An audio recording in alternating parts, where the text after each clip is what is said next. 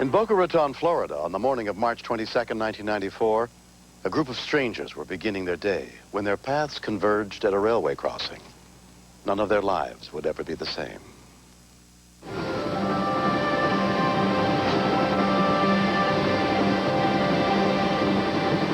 It was definitely something, when you witness it, you're not going to forget it. You may not see it, but the train is there, and it takes them a good quarter to a half a mile to stop. You're not going to win.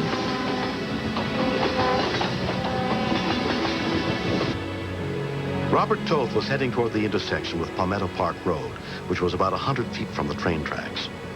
And I'm not actually a morning guy, so I'm just kind of snoozing on my way to work. It's just your average boring day. It's a very long light.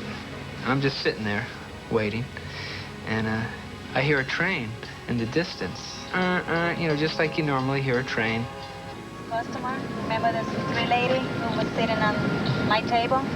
Rosanna Vega, her husband Luis, and their 5-year-old son were crossing in front of Robert, approaching the tracks. We were gonna go to Alex daycare to drop my little boy. They were like, oh my God, who make this lasagna and all that? And I go, my husband. Slow down, Lou.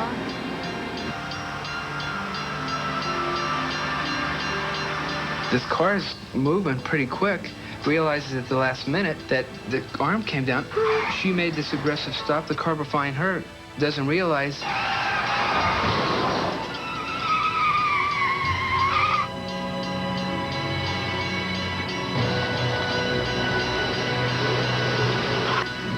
What happened there? The other lady pushed her right into the middle of the train track. Those gates came down, and that's where this lady got stuck.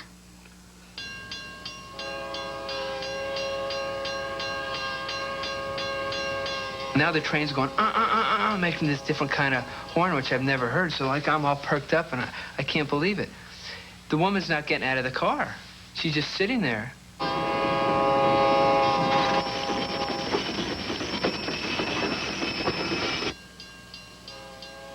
my God. It was like, what is this lady doing there? Get out. Luis didn't say anything to me.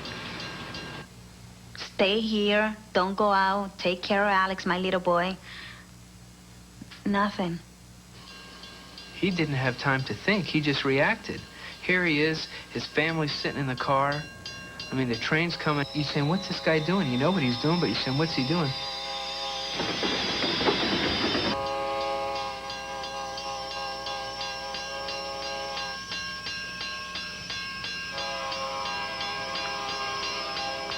I guess this lady was looking for something, because I saw her, she got down.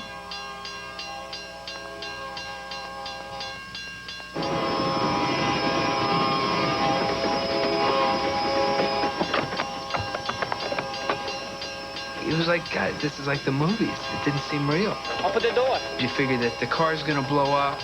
I thought all these people there were gonna get killed. It was that close. The door.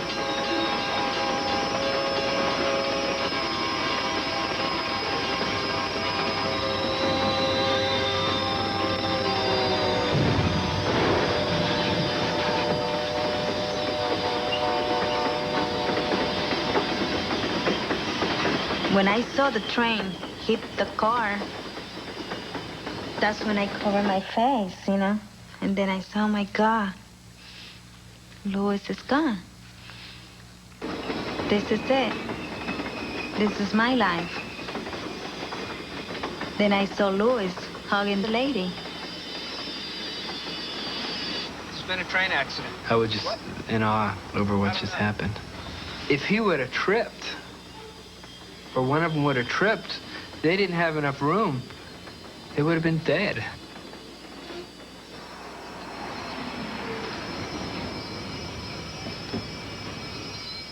I had to hold her for maybe a minute. She just kind of fell down to the floor. So she wasn't shot, maybe. She was crying. The car almost hit my own car. That was scary because it could have killed my family. And then I kind of feel guilty. Instead of protecting my own family, I was somewhere else. In less than 8 minutes, Boca Raton fire rescue units arrived, including paramedics Sue Gordon. I assumed when we heard a vehicle versus a train that we were looking at either very serious injuries or body removal. So she was very fortunate. What's your name? Joanne, my name is Sue. One of the bystanders pointed to the car and said she was in that vehicle. And we looked at the vehicle, my partner and I looked at each other and went, "You were in that car?" What happened to you? I asked around. She's the only one. Our understanding at the time was she had been pulled out after impact. We had no idea till about 3 hours after the call that there was a hero there that day. I just wanted to get out of the way, see if my family was okay. So I say, you know, I'm sorry I left you here. And then my wife says to me, you know, you saved her life. And then I felt relief, you know, and I'm like, it's only a car. There's no life taken. So I was happy. I don't know, I can't explain. You ran up to the car, grabbed her out? Yeah. When the car broke up, I thought my dad was gonna die, but no. I'm proud of him because he's a Power Ranger. Joanne Valiente was treated at a nearby hospital for neck and shoulder injuries received when her car was first rear-ended. She was released that same day. Being stunned and dazed, I truly did not realize anything that happened from the time of impact to the time I saw the white light of the train coming and then Luis's face.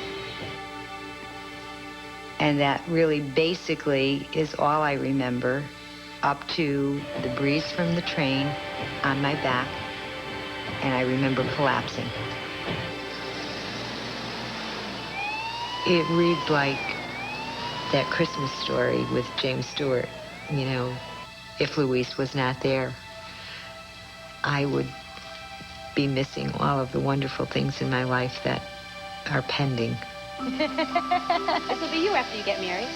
That's right, a beach ball with arms. I think of it every day. I'll think of it Saturday when I walk down the aisle and watch my daughter marry. I'll think of it in October with the birth of my first grandchild, watching my son graduate when that time comes. And I'm kind of grateful. I gotta tell you, I'm kind of grateful.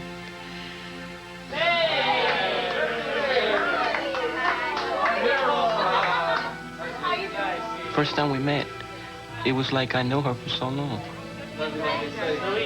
It was a blessing. It was something that I always dream of. I want to be a paramedic, fire rescue, but I had to work since I was 16 because to support my family, I never had a chance for me to make my dreams come true. But now, maybe I can go to school. Maybe a day, maybe a night, whatever it takes. It's going to be a healthy baby. When I heard that this gentleman had put his life on the line, I said, I wonder if maybe he thought about a new line of work. To see a train bearing down on him and take his own personal safety and put it aside for someone else. He was meant to be there that day. All right, catch it. All right. There's no way anyone could have survived it. They would have been smashed up just like the car. If other drivers could witness what I witnessed, I don't think they would go racing those gates anymore.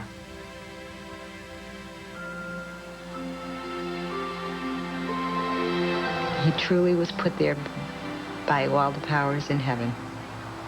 And what do you say to somebody who has given you your life? The only thing you can say is thank you.